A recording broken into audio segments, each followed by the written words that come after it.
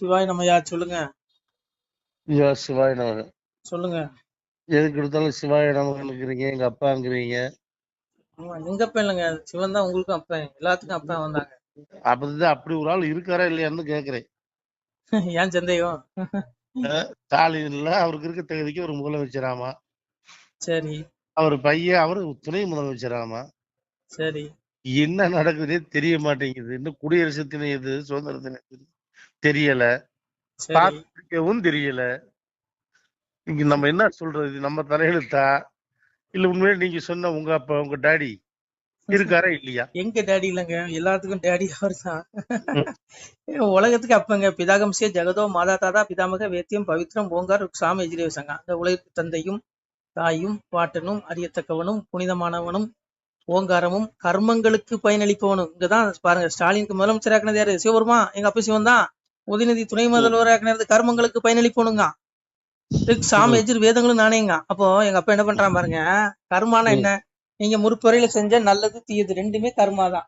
இந்த கர்மாவுக்கு தகுந்த மாதிரி தான் உங்களுக்கு வந்து எப்படி சொல்றது, பிறப்பு இறப்பு எல்லாம் அமையுது.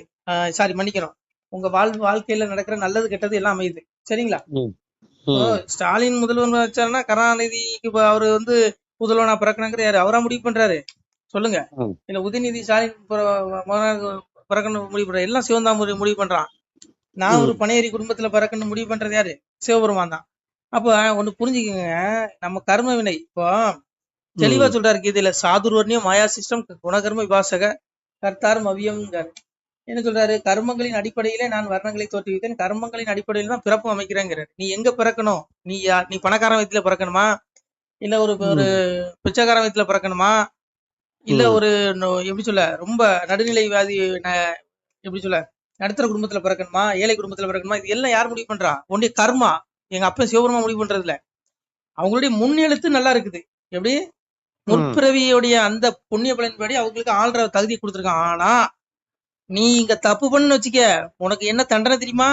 தெளிவா சொல்றான். ஆசா பாசச தைர் பக்தாக காம குரோத பராயனாக ஈகந்தே காம போகாத மணியனே சஞ்சயானுங்க. அதாவது இவங்களுடைய ஆசை என்னவா இருக்குதான், பதவி வந்த உடனே என்ன நினைக்கிறாங்களா? ஆசைகளாகிற நூற்றுக்கணக்கான கயிறுகளால் பிணைக்கப்பட்டவர்களாக ஆசையையும் சினத்தையுமே பற்றுக்கோடாக கொண்டு சிற்றின்ப போகங்களை அனுபவிப்பதற்காக நீதிக்கு புறம்பான முறைகளில் செல்வம் முதலியவற்றை திரட்டுவதிலேயே முயற்சி செய்கிறார்கள். இப்ப என்ன செஞ்சுறாங்க? இவங்க நல்லது செய்யறாங்களா? பகவான் அன்னைக்கே சொல்லிட்டான், இவங்களுக்கு தலையெழுத்து இப்படிதான். இதுக்கு என்ன தண்டனை தெரியுமா? அதை ஏன் வாயினால் நான் சொல்லக்கூடாது. அதோடைய ஆத்மா, இவங்க உடல்ல இருக்கு பாருங்க, ஆத்மா. எல்லாருக்கும் ஆத்மா இருக்கு, ஒரு உடனே அந்த ஆத்மா வெளியில வரும்போது அந்த ஆத்மாவுக்கு ஆக்கினை நரகத்துல என்ன உண்டு தெரியுமா? சொல்லுங்க சொல்லுங்க. சாமி சொல்றான், வையகத்தில் கொலை களவு மாது சூது பிறன்முகம் செய்யாத தீவினைகள் செய்தவர்கள் உண்டுமானால் அகில கிடங்கில் வாழ்கின்ற ஆளி புழுக்கு இரையாவீர். எங்க உண்டு போடுறாங்க ஆவிய ஆத்மாவை? ஆத்மா அழியாதுங்க. இந்த உலகமே அழிஞ்சாலும் ஆத்மா அழியாது. ஆத்மாவுக்கு எவ்வளவு பெரிய தண்டனை? நரகத்துல புழு நெல்லில ஒரு கடல் இருக்குதான், அந்த புழுக்குள்ள தூக்கி போடுவாங்க. அதனால நீங்க இங்க பாருங்க, அதனால நமக்கு ஆள்ற பதவி எல்லாம் வேண்டாங்க, இப்படியே இருந்துக்கலாம். யார் அந்த சாருக்கு உண்டா? எல்லா சாருக்கும் உண்டு. பேசுற எனக்கு உண்டு, உங்களுக்கு உண்டு. நம்மளும் கர்ம வினையின்படி உண்டு தீர்க்கப்படுவோம். அதனால இவங்களுடைய இயல்பு எப்படி இருக்குமா அதையும் சாமி சொல்றான். காம மாசிரிக்கு துஷ்பூரம் தம்ப மானவிதாக மோகாத் குருகித் ராகான் சிவரதாகங்கிறான். ஆடம்பரம் தற்பெருமை மதம் இவற்றுடன் கூடியவர்களாக எவ்வகையிலும் பூர்த்தி செய்ய முடியாத நிறைவேறாத ஆசையை பற்றி கொண்டு அஞ்ஞானத்தினால் பொய்யான கருத்துக்களை ஏற்றுக்கொண்டு தூய்மையற்ற செயல்களையே மேற்கொண்டு உலகில் நடந்து கொள்கிறான். எப்படி நடக்கிறான்? பதவி வந்தோடனே இவனுக்கு தற்பெருமை வந்துருது. நம்ம தான் நம்மளுக்கு எந்த கொம்பனாலே ஒண்ணு பண்ண முடியாது நினைச்சுக்கிறாங்க. அதுக்கு அகங்காரம் வந்துருதா? அது எவ்வளவு பெரிய தண்டனை தெரியுமா? அது என் வாயினால சொல்லக்கூடாது, பகவானே சொல்றான். சொல்லுங்க. அது ஏன் நான் தான் சொல்லிட்டேனே, நரகத்துல இவங்களுடைய ஆத்மா. இந்த ஆத்மா வந்து பாத்தீங்கன்னா இந்த உடல் தான் அழியும். இந்த ஆத்மா அழிக்கப்பட முடியாது. நாள் கொடுக்கப்பட்டிருக்கு. காலத்தை கணக்கிடுவில் நான் காலம் தண்டி தடக்குவில் யமன்கிறான். நீ போன பிள்ளை செஞ்ச கர்மணிக்காக உனக்கு ஆள்ற பதவி கொடுத்துருக்கான். இதுல மோடியும் தப்ப முடியாதுங்க. மோடியை வந்து பதவி துஷ்பிரயோகம் பண்ணா அவருக்கும் தண்டனை உண்டு. இதுல ஸ்டாலின் உதயநிதி கிடையாது, திமுக அமைச்சர்கள் கிடையாது, திமுக மந்திரிகள் கிடையாது, திமுக எம்எல்ஏக்கள் கிடையாது, பாஜக எம்எல்ஏக்களும் தப்புனா அவனுக்கு தண்டனை உண்டு. திருமாவளவனுக்கு எல்லாத்துக்கும் உண்டுங்க. எந்த வளவனுங்க தப்ப முடியாதுங்க. திருமாவளவன் மட்டும் என்ன, அவரு என்ன 11 மாசமா? நம்மளும் அவரும் 10 மாசம் தானே. அப்படியா? அப்புறம் யார் இங்க? நானும் தப்ப முடியாதுங்க, நீங்களும் தப்ப முடியாதுங்க. இது திருமாவளவனுக்கு ஏம்பறீங்க. அதனாலயா இந்த ஆடம்பரம் தற்பெருமை மதம் திமிரு, ஆடம்பரம் தற்பெருமை எல்லாம் விட்டுறணும். இது மோசமான வியாபாரங்க. நான் சொல்லல, பகவான் சொல்றான். இதை உன்ன நரகத்துல ஒண்ணு தள்ளுதுங்கிற. பதவி வந்துருங்க இயல்பா. சும்மா ரோட்ல கிடக்குறவனுக்கு ஒரு சின்ன பதவி வந்துச்சுன்னு வைங்க, அவனை பிடிக்க அடக்க முடியுமா? அடக்க முடியாது. அதான் சாமி சொன்னாரு, சற்றாலே வாழ்வு சகடருக்கே வரிகள் கற்றோரை ஆகிடினும் கண்டறிவன் போனியன்பான் முள்முருங்கை பூ மினுக்கு 3 நாளை கல்லரோட வாழ்வு காணும் அது போல் மினுக்குனாரு. எங்க அப்பா சிவபெருமான் சொல்றான், பிள்ளைகளே முள்முருங்கை பூ 3 நாள் மினுக்கும், அது போல இவனுடைய வாழ்வு, இவனுடைய ஆட்சி அதிகாரம் எல்லாம் அப்படிதான் இருக்குங்க. புரியுதா உங்களுக்கு? என்ன ஒரு 100 வருஷம் அன்றுவாங்களா? அதுக்கு மேல எங்க அப்பா தீர்ப்புக்கு அவன் தானே போய் ஆகணும். அதனால இங்க பாருங்க, பகவான் பிடி எங்க அப்பன் பிடில இருந்து எவனும் தப்ப முடியாது. சிவபெருமான் பிடில இருந்து ஸ்டாலின் இல்ல, மோடியா இருந்தாலும் சரி, நானா இருந்தாலும் நீங்களும் தப்ப முடியாது. அதனால எல்லாம் கர்மா தான் தீர்மானிக்குதுங்க. ஒண்ணு இல்ல, இந்த கர்ம வினை கடவுளை விட்டது இல்ல. 6 பிரிவில துரியோதனனை போட்டு துரியோதனத்தை பீமனை வச்சு கொண்டாரு. இரணியனை குடலை உருவனா எங்க அப்பன். அன்னைக்கு சூரனை வந்து வேலாயுதத்தால் அழிச்சான். ராவணனை அழிச்சான் ராமனா வந்து. அப்போ 6 பிறவில அடி வாங்கிட்டான். யாரு? அவனுடைய ஆத்மா. உடல் தான் புதியுது, ஆனா ஆத்மா ஒண்ணுதான். அதே சூரனுடைய ஆத்மா தான் ராவணனா பிறந்தான். அதே ராவனுடைய ஆத்மா தான் துரியோதனா பிறந்தான். அப்போ ஆத்மா ஒண்ணுதான், உடல் தான் அங்க புதிதா எடுக்கப்படுது. அது போலதான் நம்மளுடைய வாழ்க்கையும் நம்ம முன்னாடி என்னென்ன செஞ்சோமோ அதனுடைய வினை தீர்க்கப்படுவோம். இப்ப அந்த 6 பிரிவுல பெருமாள் என்ன பண்ணா, அவனை போட்டு அடிச்சு கொண்டு எடுத்துட்டான். 7வது பிரிவுல துரியோதனன் கலியனா பிறக்கிறான். கல்யாணம் பிறக்கும்போது சிவன்ட்ட போய் அவ்வளவு வரத்தை வாங்கிட்டான். பெருமாளுடைய மாயவனார் தன்னுடைய வாய்த்த முடிதனையும் தூயவனார் சக்கரமும் சூதுமுடன் தருமிட்டான். அரணுடைய வெந்நீரும் அந்தனரின் தன்பிறப்பும் வளமுடி சக்தியும் வளக்குறும் தருமிட்டான். 1008 அண்டம் நெறிமுலம் வாய்தக்கனே வரமாக இருக்கும். அத்தனை வரத்தையும் வாங்கிட்டான். சிவனுக்கே சக்தி கிடையாது, பெருமாள் சக்தி கிடையாது. அப்ப பெருமாள் வந்து அடி வாங்குறாரு. எதுக்கு? 6 பேர்ல அவனை அடிச்சதுக்காக எங்க அப்ப கலியுகத்துல வந்து அடி வாங்கினான். அததான் அடி வாங்கும் போது சாதுக்கள் எல்லாம் கேட்கறான், பெருமாளே இறைவா நீ இவங்கிட்ட அடி வாங்கலாமா அந்த கலிப்பேட்டை கேட்கும்போது சாமி சொல்றாரு, முன்முறை விதியால் இந்த முழுநீச பாவி கையால் என் விதி படவே உண்டு, இறப்பொன்று அவனுக்கு என்றதினாலே பின் விதி எனக்கு நின்றாம் பெரும்பூவி ஆழ்வோமக்கா உன் விதி நல்லதாக ஒளிவர வாழ்விதாமன் பெருமாள் சொல்றான். அடி வாங்கிட்டு சொல்றான். பெருமாள் மாயாவதி கிருஷ்ணன் அவனுடைய சுதர்சன சக்கரம் அவனுடைய திருமுடியை வரமாகிட்டான். கலியன் சிவபெருமான் கொடுத்துட்டாரு, சிவந்தாலும் கிட்ட கொடுத்துட்டாரு. அப்ப அவனை பெருமாளே அடி வாங்கினாங்க. அவனே கர்மவினையிலிருந்து விடுபடலைங்க. கர்மவினை கடவுளே விடல, கடவுளையே விடாத கர்மவினை உங்களை என்னை விடுமா? ஸ்டாலின் முன்செஞ்ச வினையின்படி அவருக்கு அந்த ஆள்ற பதவி, உதயநிதி முன்செஞ்ச வினையின்படி ஆள்ற பதவி. ஆனா இப்ப சில பாவத்துக்கு ஒட்டு மொத்தமா ஆப்பு எங்க இருக்கு தெரியுமா? இருக்குது தரமான ஆப்பு அங்க இருக்குது, இங்க இல்ல, மேல இருக்கு, இங்க இல்ல. இங்கெல்லாம் தப்பிச்சிருவாங்க. இங்க வந்து ஆட்சி இருக்கு, அதிகாரம் இருக்கு, யாராலையும் ஒண்ணும் அவங்களை அசைக்க கூட முடியாது. எந்த கொம்பனாலையும் ஒண்ணு முடியாது. ஆனா பெரிய கொம்பை ஒருத்த மேல இருக்கான், அம்பலத்தரசன் சிவபெருமான், விடுவானா? அதான் சாமி சொன்னாரு, பாவி அவன் செத்து பஸ்பமாய் போனாலும் ஆவியை கண்டு ஆக்கினைகள் செய்துடுவான். இந்த ஆத்மாவுக்கு தண்டனை உண்டியா? எவனும் தப்ப முடியாது, எந்த கொம்பனும் தப்ப முடியாது, பேசுற நானும் தப்ப முடியாது, நீங்களும் தப்ப முடியாது. அதனால கர்ம வினைங்க பாருங்க, கீழே தெளிவா சொல்ற, அனிஷ்டம் திரிவிதம் கர்மனங்க. எந்த கர்மத்தின் பயனை தியாகம் செய்யாத மனிதர்களுக்கு கர்மத்தின் பயனான நல்லதும் தீயதும் இரண்டும் கலந்ததுமான பயன்கள் இறந்த பிறகு கட்டாயம் கிடைக்கு. நீ செத்த கூட ஆத்மாவுக்கு தண்டனை உண்டு, மறு உடல் எடுத்து நீ அனுபவிச்சு ஆகணுங்கிறான். கர்மானா நீ சரி நல்லது கெட்டது ரெண்டுக்குமே தண்டனை உண்டு. நீ நல்வினைக்கு நல்பலனும் தீயவினைக்கு தீய பலனும் அனுபவிச்சு ஆகணுங்கிறான். அதனாலதான் நமக்கு இவ்வளவு உபத்திரம். பூமியில பிறந்து குத்துதே குடையுதேன்னா இந்த உடல் எடுத்ததே நம்ம செஞ்ச கர்மவினை தொலைக்கிறது தான். பாருங்க, முந்தா நாள் மாட்டுக்கு என்ன பண்ணேன், நொங்கு வெட்டிட்டு இருந்தேன். ஒரு விரல துண்டை வெட்டிட்டேன். மாட்டுக்கு அந்த நொங்கு கூந்தல சீவி போடுவாங்க தெரியுமா? சீவிட்டு இருந்தேன். ஒரு விரல் துண்டா வச்சு நான் தர்மாசத்துல படுத்து கிடக்கேன், குளுக்கோஸ் ஏற்றி கிடக்கு. அப்போ நான் இவ்வளவு நேரம் கடவுளே கடவுளேன்னு கும்பிட்டாலும் எங்க அப்பா என்ன விடுவானா? என்னையும் விடமாட்டான். நான் செஞ்ச பாவத்துக்கு என்ன தண்டிப்பான்.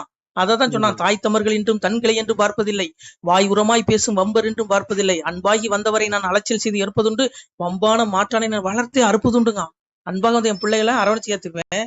ஆனா அதான் என் பிள்ளைன்னு பார்க்க மாட்டேன். என் பிள்ளை தாய் தமிழர்கள் என்று தன்கிளைங்கிறான், என் பிள்ளைன்னு பார்க்க மாட்டேன். அவன் தப்பு பண்ணா அவனுக்கு தண்டனை உண்டுங்கிறான். அப்ப நான் இன்னைக்கு என் விரல் ஒரு விரல் துண்டா போச்சுன்னா அதுக்கு நான் செஞ்ச கர்ம வினை. அதுக்காக நான் எங்க அப்பயும் சிவபெருமான குறை சொல்லி என்ன பிரச்சனை? நம்ம செஞ்ச வினைங்க, அவன் யாரையும் தண்டிக்கிறது இல்லை, நம்மளுடைய கர்ம வினை தான் நம்மளை தண்டிக்குது. அதனால இங்க பாருங்க, கர்மா அப்படிங்கிறது ஒரு பயிலும் தப்ப முடியாது. நானும் செத்தான், நீங்களும் செத்தான். அதனாலயா இங்க பாருங்க, இந்த உலக சூட்சமும் இங்க எவனும் அறிய முடியாது, இந்த எந்த ஞானியாலையும் அறிய முடியாது. அப்பாவுக்கு தான் தெரியும், எங்க அப்பா சிவபெருமானுக்கு எல்லாம் தெரியும்.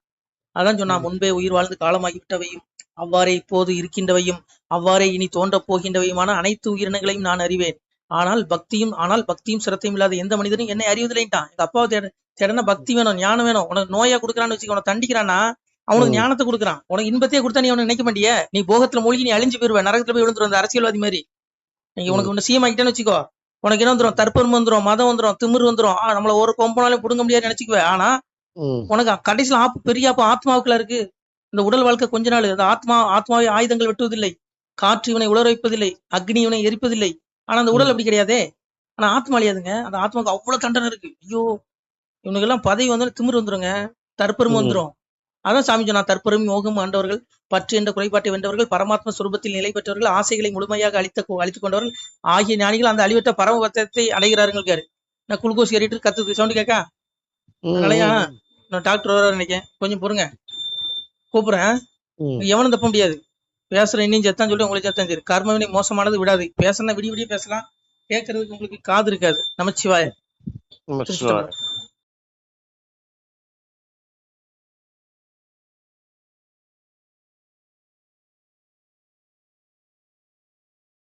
சிவாய நம. திருச்சிட்டம்பலம், தில்லையம்பலம், பொன்னம்பலம்.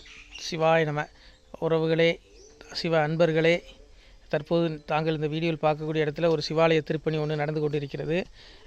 இந்த இடத்துல பார்த்தீங்கன்னா முன்பு ஒரு காலத்தில் ஒரு சிவாலயம் இருந்திருக்குது. அதாவது இந்த ஏரியா இப்போ ஒரு தென்னை மரங்கள், பனை மரங்கள் சூழ்ந்த காடாக இருக்கிறது. முன்பு ஒரு காலத்தில் இங்கே ஒரு ஊர் இருந்ததாக சொல்கிறாங்க. ஆனால் இப்போது சுற்று வட்டாரத்தில் 5 கிலோமீட்டர் சுற்றுலாவில் ஊரே கிடையாது, காடு. இப்போ இந்த இடத்துல ஒரு சிவாலயம் அமைய இருக்கிறது. இந்த சிவாலயத்தில் இருந்த அந்த சாமியுடைய திருமேனியை எடுத்து வச்சிட்டோம். திருப்பணி முடிஞ்சதுக்கப்புறம் பிரதிஷ்டை பண்ண இருக்கிற உறவுகளே, தற்போது இந்த வீடியோ பார்க்கக்கூடிய உறவுகள் தங்களால் முடிந்தால் ஒரு சின்ன உதவி செஞ்சு கொடுங்க. எங்கள் இடத்துல பொருளாதாரம் இல்லை, அதனால் பார்த்திங்கன்னா அந்த வேலையெல்லாம் அப்படியே நின்று போச்சு. பாருங்கள், இந்த அப்படியே பாதியிலே நிற்கிது இந்த சிவாலய திருப்பணி. பக்த கோடிகள், அன்பு உள்ளங்கள், தயவுசெய்து நீங்கள் உதவி செய்ய விருப்பமுள்ள உறவுகள் உதவுங்க. உங்களுக்கு கோடி புண்ணியம் கிடைக்கும். இந்த சாமியோடைய அருள் அனுகிரகம் உங்களுக்கு கண்டிப்பாக கிடைக்கும். இது ஒரு புகழ்பெற்ற சிவாலயம் கூட சொல்லலாம். சாமியோட திருமேனியை எடுத்து வச்சிட்டோம். இந்த இடத்துல பார்த்திங்கன்னா ஒரு வாசி தண்டம் இருக்குது. அந்த காலத்தில் ஒரு முனிவர் யாரோ தவம் செஞ்சுருக்காங்க. அவங்களுடைய வாசி தண்டம் அவர் திருக்கரங்களால் எழுதின ஓலைச்சுவடி கூட இன்றும் இருக்குது, இன்னும் பாதுகாக்கப்பட்டு வருது. அது கோயில் திருப்பணி முடிஞ்சதுமே அதையும் நாங்கள் அந்த வழிபாட்டுக்கு வச்சுடுவோம். இந்த சிவாலய திருப்பணி சாமி திருநாமம் முக்தீஸ்வரர் அப்படிங்கிற திருநாமத்தில் வழங்குறாரு. நெல்லை மாவட்டம் நாங்குநேரி தாலுகாவில் இந்த சிவாலயம் அமைய இருக்கிறது. உறவுகளே, இந்த வீடியோ பார்க்கக்கூடியவங்க ஒரு 2 பேருக்காவது கொஞ்சம் ஷேர் பண்ணுங்கள். இந்த வீடியோ பார்க்கக்கூடிய யாராவது ஒரு சின்ன உதவி செஞ்சால் இந்த ஆலய திருப்பணி கண்டிப்பாக நாங்கள் வெற்றிகரமாக முடிச்சுடுவோம். பாருங்கள், அந்த வேலை எல்லாமே அப்படியே நிற்கிது. கல்லெல்லாம் இறக்கி போட்டிருக்கோம். இன்னும் நிறைய கற்கள் தேவைப்படுது. சுவாமியோடைய அந்த திருக்கோபுரம் பார்த்திங்கன்னா லிங்க வடிவிலே அமைக்க இருக்கிறோம். உதவுங்கள் உறவுகளே. உங்களுக்கு அப்பா சிவபெருமானுடைய அருள் நிச்சயம் கிடைக்கும். எம்பெருமான் சொல்வான், வாழுவீர் தாழ்வில்லாமல் மக்களும் கிளைகள் கொஞ்சி நாளுமே மகிழ்ச்சியை கூர்ந்து நலமுடன் வாழும்போது நீளுமே எனது செங்கோல் நீதியும் நெறிபோல் ஆளுமே உங்கள் தன்னை அன்புடன் அலையாவண்ணம். உங்களை எம்பெருமானுடைய அப்பாவுடைய திருவாசகத்தாலேயே வாழ்த்துறோம் உறவுகளே. ஆணுடன் பெண்ணும் பெற்று அதிகமாய் செல்வமாகி தானுடன் நினைவுமுற்று தர்மமும் நெறியும் கற்று வேணும்னில் காலமெல்லாம் வெள்ளியர் உடனே வாழ்ந்து போனுதல் கமலநாதன் பொற்பதம் பெற்று வாழ்வீர். அந்த ஈசனுடைய பொற்பதம் நிச்சயம் கிடைக்கும். உங்களுக்கு இகத்திலும் சுகம், பரத்திலும் சுகம். உங்களுக்கு கர்ம வினைகள் மன்னிக்கப்பட்டு உங்களுக்கு நிச்சயம் மோட்ச வீடு கிடைக்கும். இகத்தில் பூரண ஆயுளுடன் நோய் நொடி இல்லாமல் வாழ்ந்து நீங்கள் பரவாழ்வும் பெறுவீர்கள். உறவுகளே, மக்களே, நீங்கள் எல்லாம் வாழ்பொன்னம் பதியிற் சென்று முக்கியமான யுகநில மதிலே தன்னால் கக்கிய பொன்கள் ஸ்வர்ணம் கைமணம் குளிர அன்னம் பொக்கிஷம் நிறைய வைத்து புகழ உண்டு இனிதாய் வாழ்வீர். இந்த இகவாழ்வும் பரவாழ்வும் உங்களுக்கு சுகப்பட அப்பன் ஈசனர்களால் வாழ்த்துகிறோம். இந்த திருப்பணிக்கு உதவி செய்ய ஒரு ஜிபே எண் சொல்கிறோம். இந்த எண்ணில் நீங்கள் உதவலாம். நீங்கள் இந்த எண்ணிலேயே நீங்கள் தொடர்பு கொள்ளலாம். ஜிபே, ஃபோன்பே, வாட்ஸ்அப் எல்லாம் இந்த நம்பர் தான். 93 85 44 31 06. 93 85 44 31 06. இந்த எண்ணில் நீங்கள் உதவலாம், தொடர்பும் கொள்ளலாம். வாட்ஸ்அப்பு இந்த எண்ணு தான், ஜிபே இந்த எண்ணு தான். உறவுகளே, முடிந்தளவுக்கு 2 பேருக்காக ஷேர் பண்ணுங்கள். இந்த வீடியோ பார்க்கக்கூடிய யாராவது ஒருத்தர் சின்ன உதவி, நீங்கள் பெரிய அளவில் செய்யணும் கூட, நீங்கள் ₹1 நீங்கள் தந்தாலும் மனசார வேண்டி ஏற்றுக்கிறோம். உறவுகளே, உதவுங்கள். முடிஞ்ச அளவுக்கு கொஞ்சம் ஷேர் பண்ணுங்கள். நன்றி. சிவாய நம. திருச்சிட்டம்பலம், தில்லையம்பலம், பொன்னம்பலம். உறவுகளே, நம்ம இந்த இடத்துல வாழ்ந்து மறைந்த ஒரு சித்த மகாபுருஷர் பயன்படுத்திய பல 100 ஆண்டுகளுக்கு முன்பு உள்ள வாசி தண்டம் ஒரு சித்த மகாபுருஷர் பயன்படுத்தியது. அவர் திருக்கரங்களால் எழுதிய அந்த ஓலைச்சுவடி கூட பாருங்கள், இன்னும் பாதுகாக்கப்பட்டு வருது. இந்த சிவாலயம், நம்முடைய அந்த சிவாலய திருப்பணி முடிந்ததுமே எம்பெருமான் அவர் எழுதிய அந்த சிவனை பற்றி புகழ்ந்து எழுதிய அந்த பாடல் வரிகள் இதில் இருக்குது. இந்த வாசி தண்டம் அவர் பிரதிஷ்டை செய்த அந்த லிங்க திருமேனியையும் இந்த இடத்துல நாம் இந்த ஆலயம் கட்டி நாம் பிரதிஷ்டை செய்திருக்கிறோம். அனைவரும் இந்த ஆலய பிரதிஷ்டைக்கு கண்டிப்பாக வரணும். முடிஞ்ச அளவுக்கு வீடியோ பார்க்குறவங்க உதவி பண்ணுங்கள். உறவுகளை, பொருளாதாரம் இல்லாமல் திருப்பணி நின்று போச்சு. முடிஞ்ச அளவுக்கு ஷேர் பண்ணுங்கள், உதவுங்க. நன்றி. நம சிவாய. திருச்சிட்டம்பலம், தில்லையம்பலம், பொன்னம்பலம். இந்த புண்ணிய பலன் தங்களுக்கு கோடான கோடியாக வரும். உறவுகளை, நம சிவாய.